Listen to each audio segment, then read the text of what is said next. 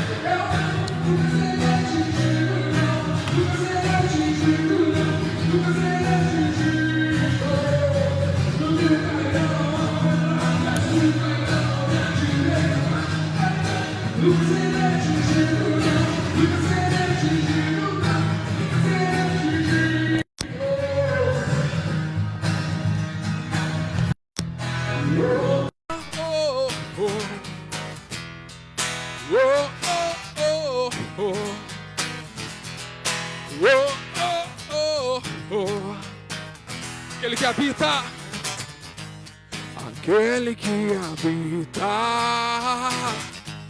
no seu esconderijo, e em seus braços descansará. Oh, nenhum mal te sucederá, nem maldição te alcançará. Diz o Senhor, diz o Senhor, diz o Senhor. Eleva os meus olhos, eu sei de onde vem o meu socorro. Vem do Senhor, vem do Senhor, vem do Senhor.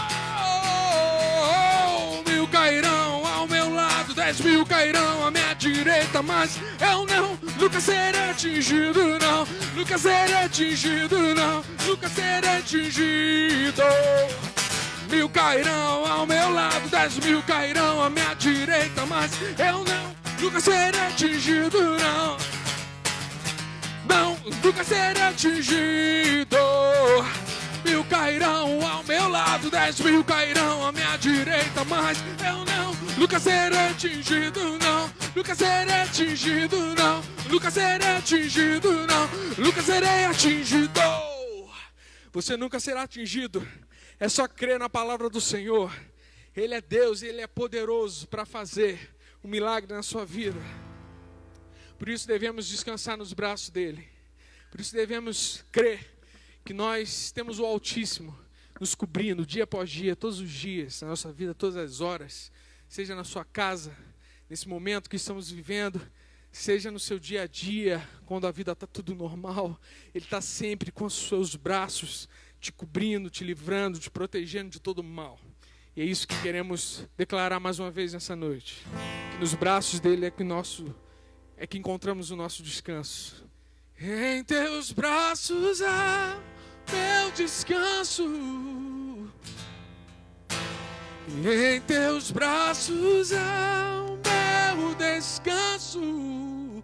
Ó Senhor, e em teus braços há o meu descanso. Diga pra ele, diga pra ele. Em teus braços há o meu descanso. Seguro estou nos braços daquele que nunca me deixou.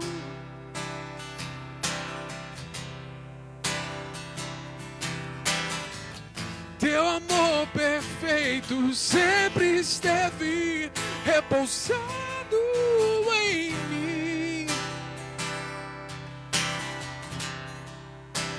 E se eu passar pelo vale, acharei conforto em teu amor, pois eu sei que és aquele que me guarda, me guarda.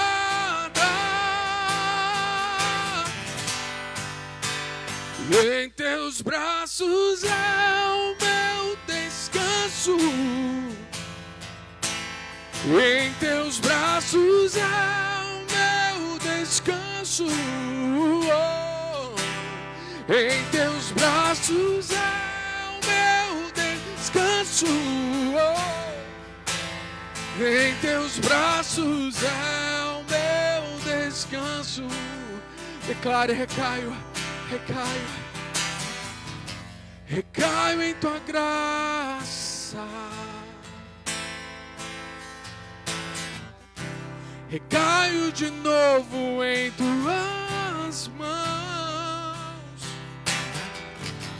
recaio em tua graça, recaio de novo em tuas mãos. Se eu passar pelo vale, acharei conforto em teu amor, pois eu sei que és aquele que me guarda, me guarda. Em teus braços é o meu descanso, e em teus braços é o meu descanso, oh. E em teus braços é o meu descanso, em teus braços é o meu descanso. Amém, graças a Deus. Eu quero dar uma boa noite para você, que Deus possa abençoar a sua casa, a sua vida, que essa noite a palavra de Deus possa falar muito ao seu coração. Eu creio que é um tempo oportuno para isso. E eu primeiramente queria agradecer a essa casa, agradecer aos meus pastores pela confiança de poder estar aqui hoje. Obrigado pela responsabilidade, pelo privilégio de poder estar aqui. E eu creio que se você estiver ligado, hoje Deus vai falar muito conosco, amém? Primeiramente, eu queria fazer uma breve introdução. Hoje nós começamos o mês 4 desse ano. Hoje é o 1º de abril, né? E como foi o meu ano até aqui? Rapidamente, em poucas palavras. Eu comecei o meu ano de 2020 muito bem. Realmente eu comecei o meu ano de 2020 muito empolgado. Eu terminei o ano de 2019 muito bem, com muita expectativa naquilo que Deus está fazendo e naquilo que Deus vai continuar fazendo. Eu me lembro que em janeiro eu estava com uma expectativa muito grande, porque no dia 8 de fevereiro aconteceu o Descende Brasil. Se você que nos ouve, nos assiste, não sei se você teve o privilégio de estar lá ou se você viu, foi transmitido ao vivo, né? E realmente eu estava muito empolgado por aquilo que está acontecendo no nosso país. Era a primeira vez que esse evento aconteceria aqui. Eu particularmente acompanho muito as pessoas que fazem parte de toda a estrutura do evento. Sabia e tinha certeza que seria e que foi algo incrível. E eu me lembro de estar orando em prol daquele evento, em prol daquilo que estava acontecendo, daquilo que iria acontecer. E eu me lembro de nenhum momento eu pedir para que Deus trouxesse uma bênção até mim, porque eu não tinha condições de estar ali, mas eu estava muito feliz de apenas estar aqui, sabendo que aquilo estava acontecendo e sabendo que eu fazia parte disso, porque nós fazemos parte dessa nação. E eu me lembro que 2 semanas antes do Descende, eu recebi uma mensagem e Deus usou os seus filhos para me abençoar. Eu não tinha condições, mas eu não cheguei a pedir a Deus em minhas orações, isso que eu acho muito interessante, o cuidado, o zelo de Deus, o amor de Deus pela minha vida, assim como também é pela sua vida. Ele realizou o desejo do meu coração e eu pude estar ali no dia 8 de fevereiro no Descende, nós fomos para o Morumbi, eu ganhei passagem, eu ganhei a entrada também do evento, e foi maravilhoso, realmente foi um dia muito produtivo. Nós ali experimentamos, nós que estivemos ali, aquelas pessoas que também acompanharam, nós experimentamos um dia glorioso na presença do Senhor. Muitas palavras proféticas foram liberadas sobre as nossas vidas, muitas curas, nós podemos observar pessoas, cegos voltando a enxergar, surdos voltando a ouvir, pessoas que entraram ali naquele lugar paralítico, saíram dali andando. E realmente foi algo incrível, uma total imersão na presença do Senhor. E eu voltei de lá muito empolgado. O meu coração estava ardendo muito mais, porque eu tinha vivido algo incrível. E eu não queria parar somente nisso. E 2 semanas depois, quando a gente retornou, nós tivemos o nosso retiro aqui da nossa igreja. E novamente, foram dias incríveis. 4, 5 dias imersos na presença do Senhor. Nós vimos muitas curas sendo liberadas sobre aqueles lugares, propósitos sendo direcionados. E o meu ano começou assim e continuou assim. Eu me lembro de estar acompanhando essas notícias sobre o coronavírus, desde a primeira vítima, quando começou a ter o alarme sobre isso naquela cidadezinha lá na China. E eu me lembro de estar acompanhando isso, mas como creio que eu fui pego de surpresa, de repente isso virou uma pandemia, isso virou algo muito grande, que pegou praticamente todo o nosso mundo. E a respeito disso, acerca disso, eu comecei a orar ao Senhor, comecei a conversar com Deus e pedir uma orientação ao Senhor. Qual seria o nosso posicionamento, o posicionamento da igreja perante isso que estava acontecendo, tudo isso que tem acontecido. E eu me lembro de estar orando ao Senhor e sentir no meu espírito Deus falar comigo que é chegado esse tempo de que nós precisamos nos fortalecer nele e estarmos cheios, porque precisamos doar aquelas pessoas que precisam. E o interessante é que, acerca disso, daquilo que Deus me falou, veio uma mensagem ao meu coração, algo que Ele já havia me falado há um tempo atrás, e Deus fez queimar novamente essa mensagem ao meu coração, e é a mensagem que hoje Deus está trazendo para mim e para você. Amém? Quero te convidar, você aí na sua casa, a abrir a sua Bíblia em Gênesis, o primeiro livro da Bíblia, no capítulo 24. Nós vamos ler a partir do versículo 10. Gênesis, capítulo 24, versículo 10. Eu peço que você preste muita atenção em tudo isso que nós vamos ler aqui, você que me acompanha, você que por acaso não pode me acompanhar, fique muito atento a tudo aquilo que nós vamos ler aqui. Amém? Assim diz a palavra do Senhor. Em seguida, pegou 10 camelos de Abraão, carregou-os com presentes valiosos de todo tipo da parte do seu senhor, e viajou para a terra distante de Ará-Naarim.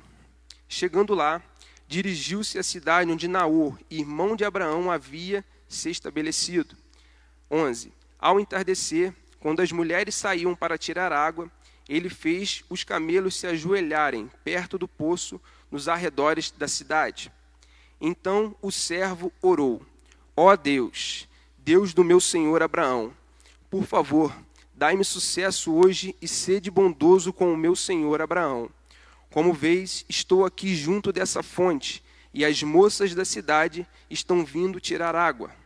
Esta é a minha súplica. Pedirei a uma delas: por favor, dê-me um pouco de água do seu cântaro para beber. Se ela disser sim, beba, também darei água aos seus camelos. Que seja essa a moça que escolheste para ser mulher do teu servo Isaque. Desse modo, saberei que foste bondoso com o meu senhor. Antes de terminar aquela oração, o servo viu que se aproximava dele uma moça chamada Rebeca. Ela trazia um cântaro em seu ombro. Ela era filha de Betuel, filha do irmão de Abraão, Naor, e de sua mulher Milca. 16. Rebeca era muito bonita, tinha idade para se casar e era virgem. Ela desceu à fonte, encheu o seu cântaro e voltou. O servo de Abraão correu até ela e lhe pediu: por favor, dê-me um pouco de água para beber. Sim, meu senhor, beba, respondeu ela, e prontamente baixou o cântaro do ombro e lhe deu de beber. Depois que lhe deu de beber, ela disse: tirarei água também para os seus camelos, até que estejam satisfeitos. Versículo 20. Esvaziou depressa o cântaro no bebedouro e correu de volta ao poço, a fim de tirar água para todos os camelos. O homem observou em silêncio, pensando se o Senhor lhe tinha dado sucesso em sua missão. Por fim, Quando os camelos terminaram de beber, o servo deu ao moço uma argola de ouro para o seu nariz e 2 pulseiras grandes de ouro para os seus braços. E perguntou: de quem você é filha? Disse ela. Na verdade, disse o servo: diga-me, por favor, se seu pai tem lugar para hospedar-nos nessa noite. Ela respondeu, 24, sou filha de Betuel. Os meus avós são Naor e Milca. Respondeu ela. Temos bastante palha e forragem para os camelos e há espaço para hóspedes. O homem se prostrou e adorou o Senhor. Louvado seja o Senhor, Deus do meu senhor Abraão. Disse ele, o Senhor demonstrou bondade e fidelidade ao meu senhor, pois me conduziu até os seus parentes. Amém. Glória a Deus. Explicando rapidamente, eu creio que essa é uma passagem muito conhecida. Abraão já estava muito avançado de idade. Isaac já tinha a idade, que já era um homem formado e já tinha a idade para se casar. E eles viviam em uma terra distante, uma terra longe dos seus parentes, longe dos parentes de Abraão. Abraão chama o seu servo, pede que ele faça um juramento, que ele voltaria até as terras dos seus parentes para ali arrumar uma moça, que fosse parente deles, porque Abraão não queria que Isaac se casasse com as mulheres que tinham naquele lugar onde ele morava, que não eram mulheres que cultuavam a Deus, não eram mulheres judias, eram mulheres de outras religiões que adoravam outros deuses. Ele não queria que seu filho se perdesse. O servo prontamente, confiado aquilo que Abraão havia te falado, volta à sua terra, a terra onde Abraão havia sido criado, onde vivia o irmão de Abraão e todos os seus parentes. E naquele momento ele chega naquela cidade, com seus camelos e muitos presentes, e ele fica no poço fora da cidade, aguardando. Era o entardecer, como a palavra de Deus diz, e ele fica aguardando ali, esperando que aquelas moças descessem para buscar água nos cântaros, porque era algo habitual. Todo finalzinho da tarde, as moças desciam das suas casas, iam até aquele poço, encher os seus cântaros de água e voltar para as suas casas. E quando está naquele lugar, o servo faz uma oração ao Senhor. Ele pede que Deus confirme aquela moça que desceria, as mulheres que desceriam. Ele perguntaria, ele pediria água. E se ela desse de beber a ele e oferecesse água aos seus camelos, essa seria a mulher escolhida para ser a esposa de Isaac. E o interessante é que antes dele terminar a sua oração, ele avista uma moça vindo em direção ao poço. Ela se chama Rebeca, ela enche o seu cântaro, e quando ela está voltando, ele corre em direção a ela e pede que ela dê um pouco de beber para ele. Ela prontamente desce o seu cântaro do ombro, dá de beber ao servo, dá de beber àquele homem, e ela prontamente prontamente já fala com ele, olha, eu também vou dar água aos seus camelos. E ele não tinha pedido isso, mas assim ele tinha pedido na sua oração. E naquele momento ele pergunta quem ela era filha, dá uma argola de ouro para o seu nariz, 2 braceletes, para os seus braços, e ela confirma que ela era filha de Betuel, filha do irmão de Abraão. E naquele momento ele louva ao Senhor, ele agradece ao Senhor, porque Deus havia confirmado aquilo que ele tinha orado, aquilo que ele tinha sido direcionado pelo Abraão, seu Senhor, a fazer. Amém? Bom, o que eu aprendo aqui? O que Deus falou comigo? Eu creio que Deus está falando conosco nessa noite. A primeira coisa que eu aprendo nessa passagem muito conhecida é que obedecer o nosso Pai irá fazer com que a gente encontre o nosso propósito. E nós precisamos entender um pouco o contexto da época. Pegar água no poço, pegar água com o cântaro, era algo exclusivamente feito por mulheres. E Betuel, por ser judeu, por ser hebreu, tinha essa religião, tinha, na verdade, esse costume de ser o cabeça da casa. Ele era o sacerdote da casa. Ele tinha outros filhos, mas ele direcionava quais coisas cada filho devia fazer. E Rebeca foi direcionada a buscar água no cântaro. Por isso que eu aprendo que obedecer o nosso Pai fará com que a gente encontre o nosso propósito. E a primeira coisa que eu quero te falar, eu não sei o que Deus tem mandado você fazer. Eu não sei que ordem o nosso Pai tem te dado. Mas eu tenho uma palavra para liberar sobre a sua vida nessa noite. Não pare, continue, prossiga, não pare. Eu não sei o que Deus tem derramado sobre a sua vida, eu não sei que função Ele tem te dado, qual o trabalho que o seu Pai tem te direcionado. Mas o que eu tenho para te falar nessa noite, não pare. Eu me lembro, e eu acho muito interessante a gente ler Filipenses 3, versículo 13 e 14. O apóstolo Paulo diz o seguinte: não, irmãos, não alcancei, mas concentro todos os meus esforços, esquecendo-me do passado e olhando para o que está adiante. Olha o que o versículo 14 diz: prossigo para o final da corrida, a fim de receber o prêmio celestial para o qual Deus nos chama em Cristo Jesus. O que o apóstolo Paulo está dizendo? Ele está dizendo que ele não chegou lá, mas ele não está parando, ele está prosseguindo. A primeira coisa que eu tenho para falar para você, não pare, não pare. E você pode às vezes me questionar e pensar, poxa, Maico, mas você não sabe o que eu estou passando, você não sabe as situações, olha como é que está a situação aí fora. Mas entenda uma coisa, a nossa vida não pode ser movida por circunstâncias. A nossa vida precisa ser movida por propósitos. Nós precisamos nos mover por propósitos. Nós não podemos ser movidos por circunstâncias. Então, entenda, se o Pai te mandou, não pare. Não é o tempo de você parar. Outra coisa que nós devemos entender, que os nossos propósitos, nossos destinos são liberados. Na verdade, não são liberados estritamente quando nós saímos de um lugar e vamos para outro lugar. Propósitos são liberados sobre a nossa vida quando nós obedecemos o Pai. Obediência é a chave. E Rebeca entendeu isso. A gente pode às vezes pensar que ela estava fazendo algo muito simples. Sim, ela estava fazendo algo simples, era só buscar água no poço, não tinha algo muito arquitetado para fazer isso. Mas ela entendeu que obedecer o seu pai levaria ela a um novo nível, a um outro nível. Seria liberado um chamado sobre a vida dela. E quem foi Rebeca? O que aconteceu com ela? Rebeca, se a gente continuar lendo aqui, né, onde a gente parou no 27, se a gente continuar lendo aqui o livro de Gênesis 24, seguindo o 27 que a gente leu, nós vamos entender e nós vamos ver que ela se casa com Isaac. E ela é mãe de Jacó e Esaú. E quem foi Jacó? O grande patriarca, o pai dos 12 filhos que geraram as 12 nações de Israel. Então, o que conseguimos entender e absorver disso aqui para a nossa vida? Não pare. Se o seu pai te mandou ir, te mandou fazer algo, não pare, não é tempo de parar. Assim como Paulo diz em Filipenses, prossiga, continue, não é tempo de parar. Amém? A segunda coisa que Deus fala conosco nessa noite, que falou muito comigo, e eu quero passar isso para você, que eu tenho certeza que Ele quer falar com você também nessa noite, é o entendimento de que nós só podemos dar aquilo que nós temos. Se nós pararmos para analisar, Rebeca desceu ao poço, encheu o seu cântaro. E quando ela estava voltando, o servo corre até ela e pede que ela dê um pouco de água. Rebeca só conseguiu dar água ao servo porque ela tinha água para dar. Parece algo muito simples de se entender, mas nós precisamos trazer isso para a nossa vida. Nós só vamos conseguir alimentar, saciar a sede de alguém se nós tivermos águas nos nossos cântaros. Entenda o seguinte, essa pandemia, esse momento difícil a qual nós estamos passando, isso vai passar.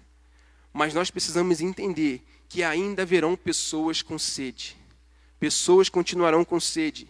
E qual é a nossa função como igreja, como os filhos de Deus? Nós temos que estar com os nossos cântaros cheios de água. E o que seria essa água? Palavra de Deus, presença de Deus.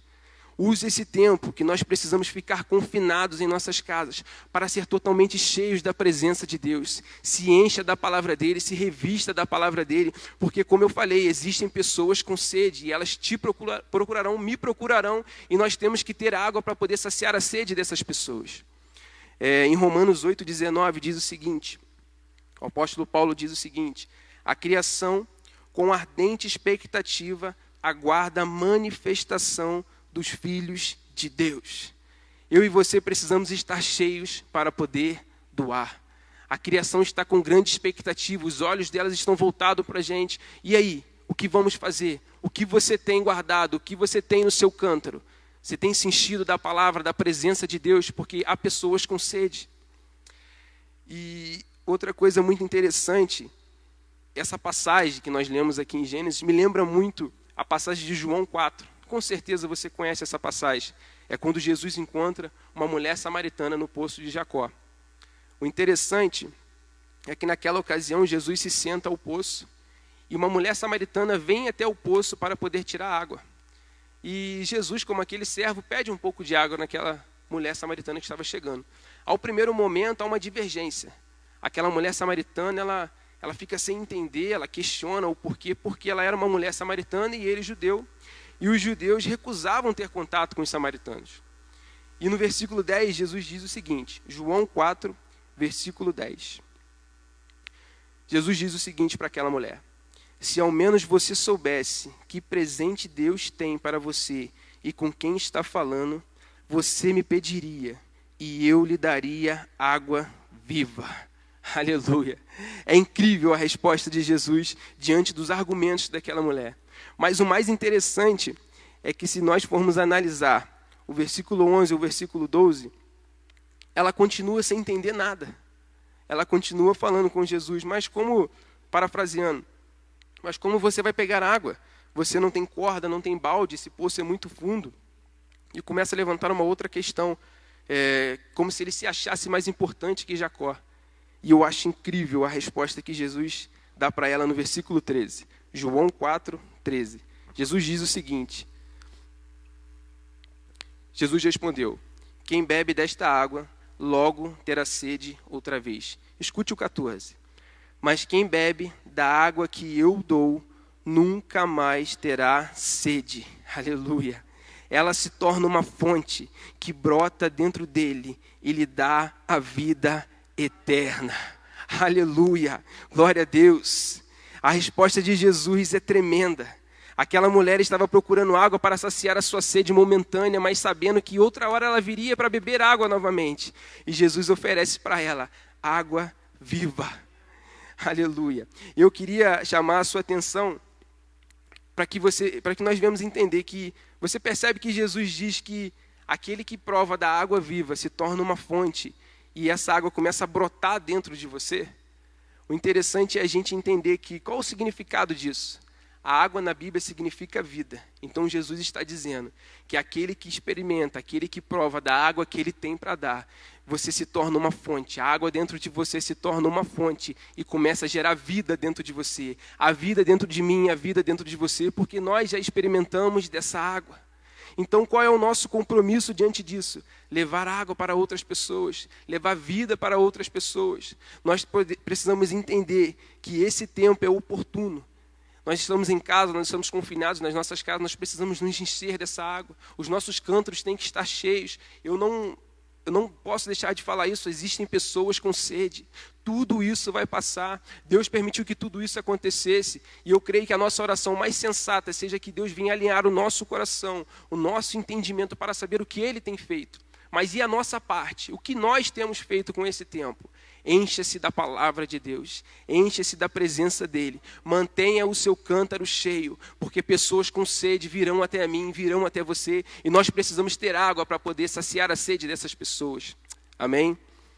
A segunda coisa que eu aprendo, na verdade, não sei se posso dizer que é um tema, ou o segundo assunto que eu queria falar, é a respeito de que nós já entendemos, que nós precisamos levar água, ajuda para quem precisa. Mas nós precisamos entender que para poder levar água a alguém, nos encher dela, nós precisamos estar totalmente alicerçados em Cristo Jesus.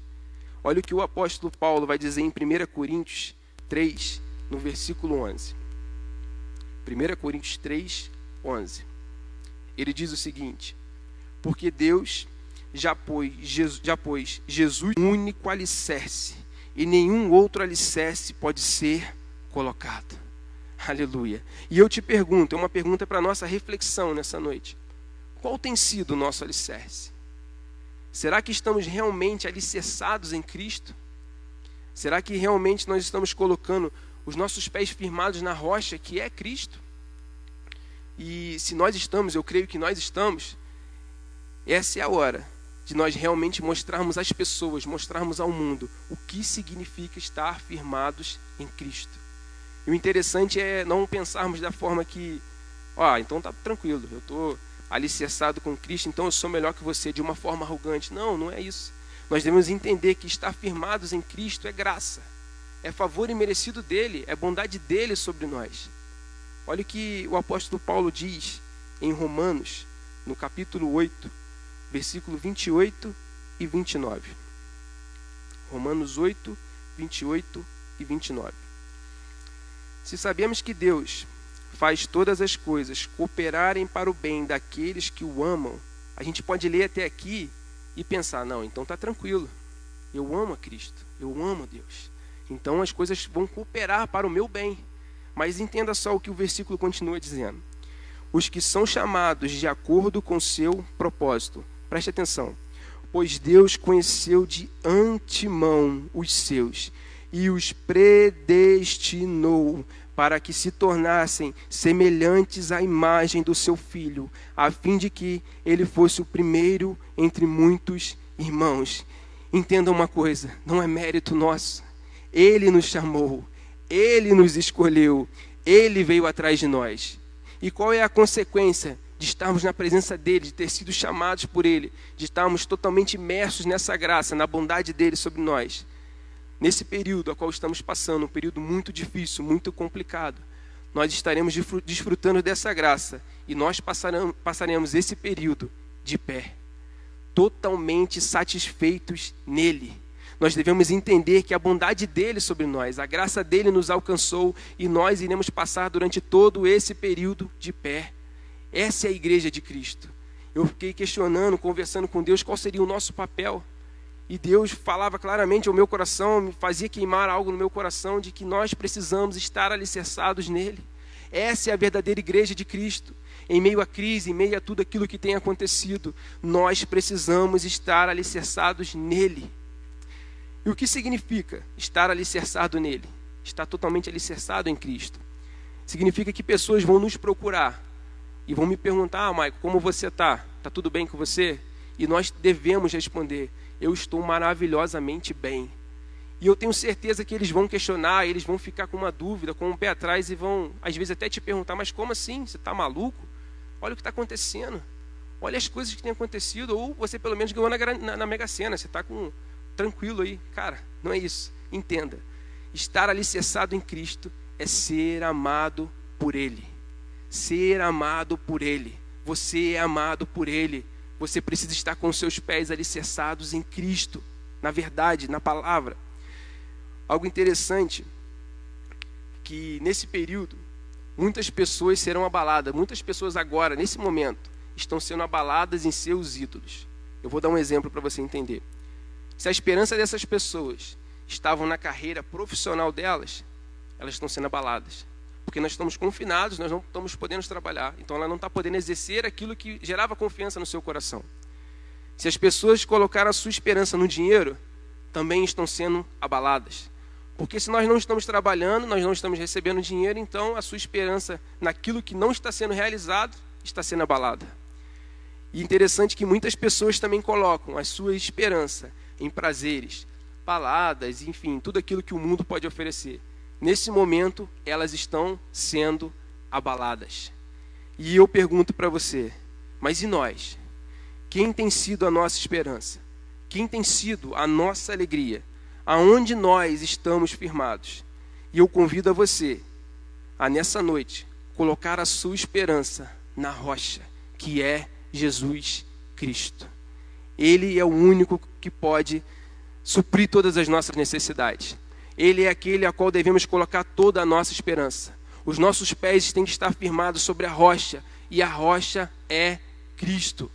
Nós não podemos ficar baseados em esperanças, naquilo que o dinheiro pode nos trazer, naquilo que a nossa carreira pode nos trazer, naquilo que o mundo pode nos oferecer. A nossa esperança tem que estar colocado na rocha, que é Cristo Jesus. Algo interessante é que o próprio Jesus fala sobre isso.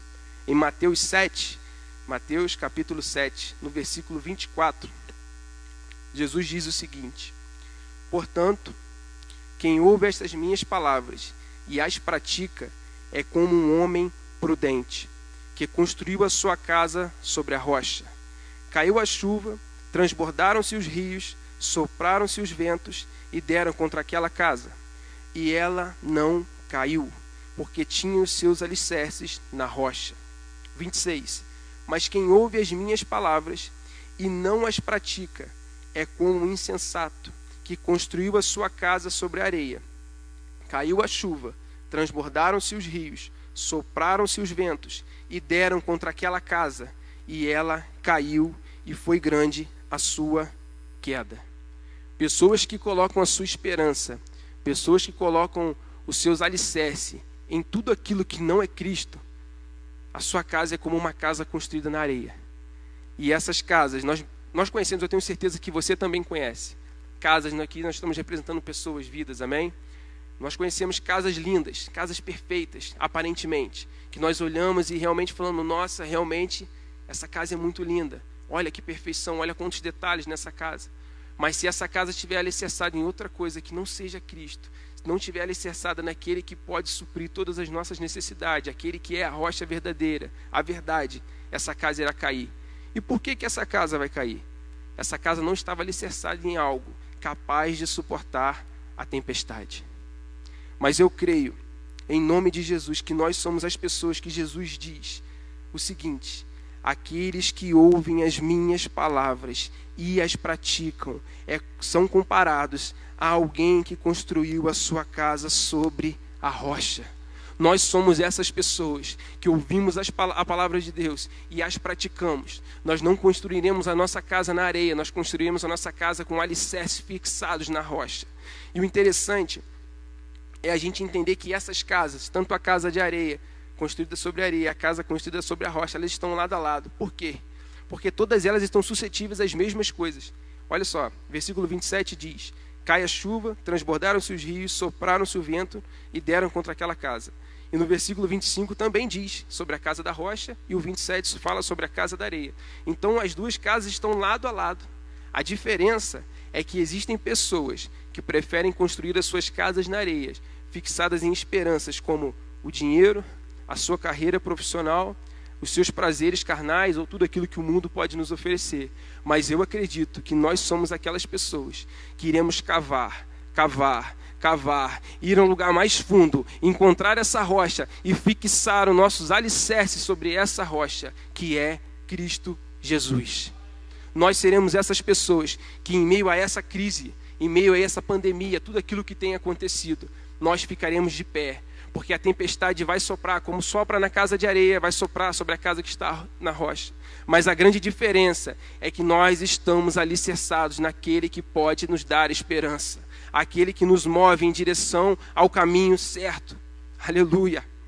E nós devemos entender que as nossas vidas precisam estar alicerçadas em Cristo Jesus. E concluindo tudo isso que a gente conversou, creio que Deus falou com você. Eu acredito que durante todo esse período, durante tudo isso que nós temos passado, muitas pessoas irão conhecer a Cristo através de uma pregação, minha e sua. Uma única pregação. E essa pregação vai ser que nós estaremos de pé. Nós continuaremos firmados, fixos, de pé diante de toda essa situação. Nós não iremos nos esmorecer, ainda que a tempestade possa estar batendo, ainda que o vento possa estar tentando contra a sua casa, nós não iremos nos esmorecer, nós continuaremos de pé, porque os nossos alicerces estão firmados em Cristo Jesus. Então, nós precisamos estar firmes nele, totalmente alicerçados nele, e com os nossos cântaros totalmente cheios, porque existem pessoas com sede. Tudo isso vai passar. Esse é um período difícil, complicado, mas tudo isso vai passar. E quando isso passar, aquelas pessoas continuarão com sede, porque a água que eles têm bebido não tem saciado a sede deles. Eles procuram picos de felicidade. E eu e você experimentamos da água viva. Nós conhecemos a alegria, a felicidade plena em Jesus. Nós somos totalmente satisfeitos nele. E eu te convido a você colocar a sua esperança sobre Cristo Jesus. Amém? Glória a Deus. Esse é o recado que Deus colocou no meu coração. Creio que você foi muito abençoado com essa palavra. E eu queria convidar você, eu queria orar pela sua vida. Queria que você, se você puder, feche seus olhos onde você está, se você puder. Curva a sua cabeça em sinal de respeito. Senhor, meu Deus e meu Pai, Jesus, nós te agradecemos, Pai, porque em tempos difíceis, ó Pai, nós sabemos que o Senhor está conosco, ó Pai. A sua palavra nos garante, ó Pai, que o Senhor disse, ó Pai, que estaria conosco todos os dias, ó Pai, até a consumação dos séculos. Senhor, nós somos gratos, ó Pai, porque em meio a tanta coisa ruim que tem acontecido, ó Pai, há tantas notícias ruins, ó Pai, nós temos a sua palavra, ó Pai, que é a verdade, Pai, que nos leva, ó Pai, a um direcionamento maior, Pai, a um entendimento pleno da verdade, da sua revelação, Pai. Senhor, nós queremos, ó Pai, nessa noite, ó Pai, declarar, Pai, que a nossa esperança, Senhor, está fixada na rocha que é o Senhor Jesus. Senhor, nós construímos a nossa casa, nós construiremos a nossa casa, Pai, baseado na sua palavra, Pai, baseado no Senhor, Pai. Nós não queremos ser movidos, ó Pai, por ventos de doutrinas, ó Pai, ou por aquilo que o mundo tem tentado nos contaminar, Pai. Nós verdadeiramente construiremos a nossa casa num lugar fixo, Senhor, entendendo, ó Pai, que as casas estão lado a lado, Senhor, mas nós escolhemos, ó Pai, cavar mais fundo, Pai, ir mais fundo na sua presença, ir mais fundo na sua palavra, ó Pai, e verdadeiramente construir a nossa casa alicerçada no Senhor. Pai, nós também entendemos, ó Pai, que esse é um tempo oportuno, Senhor, que pessoas continuarão com sede, pessoas estão com sede nesse momento, Pai, e é, Senhor, da nossa necessidade, da nosso compromisso com o Senhor por sermos os seus filhos, ó Pai, por entendermos, ó Pai, que um dia o Senhor nos resgatou, Pai, das trevas para a maravilhosa luz, ó Pai, nos reconciliou, Pai, é um compromisso nosso, Senhor, nos encher, Senhor, os nossos cântaros têm que estar cheios de água, Senhor, para que pessoas possam vir, Senhor, com sede, Pai, e nós tenhamos água para poder dar para essas pessoas. Senhor, nos leva ao entendimento, ó Pai, de que nós precisamos buscar mais o Senhor, Pai, que o Espírito Santo de Deus trabalhe em nós, mas nós precisamos colocar matéria-prima para dentro, e a matéria-prima é a sua palavra.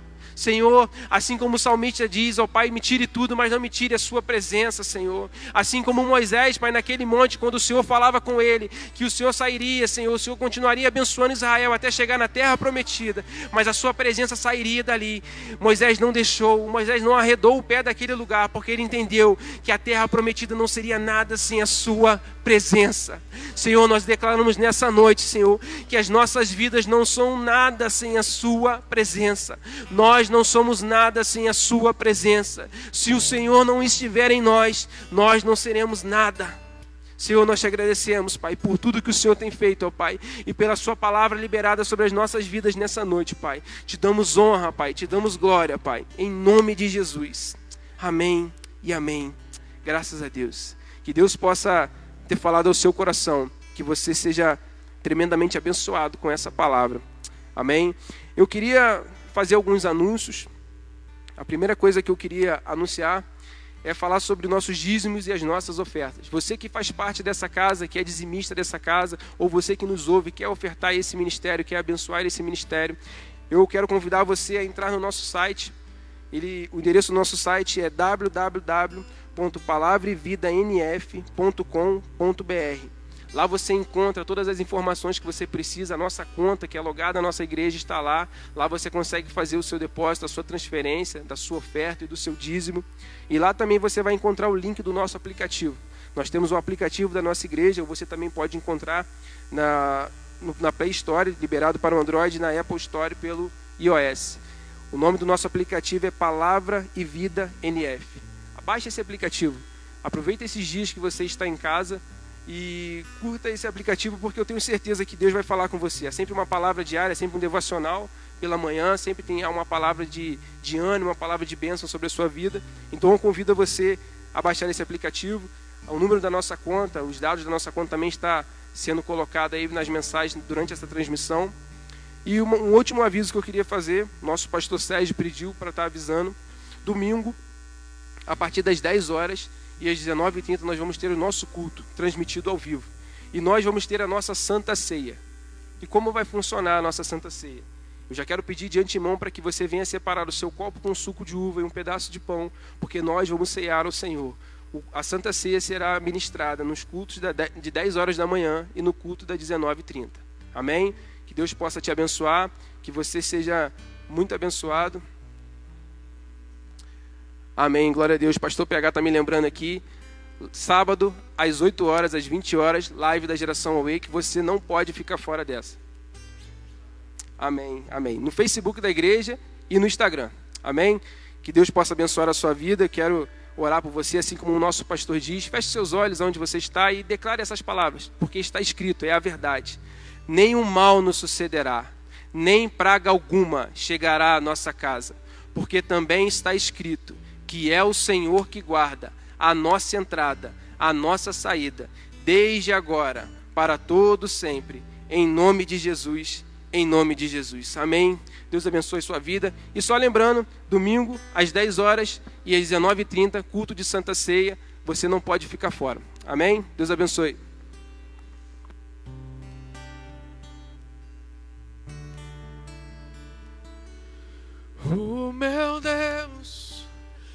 é soberano. O meu Deus é soberano. Se o meu coração parar de bater, Ele sopra em minhas narinas e me traz de volta vida.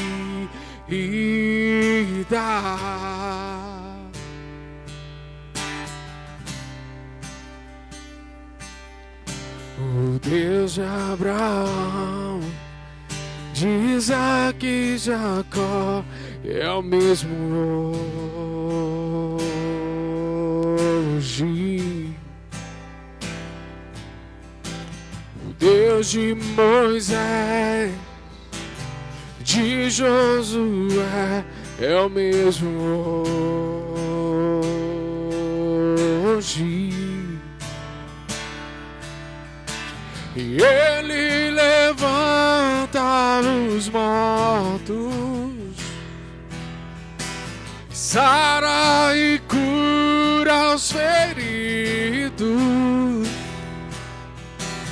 Deus, desde a eternidade, está no controle. Deus, desde a eternidade, está no controle. O meu Deus é soberano. O meu Deus é soberano. Se o meu coração parar de bater, Ele sopra em minhas narinas e me traz de volta vida.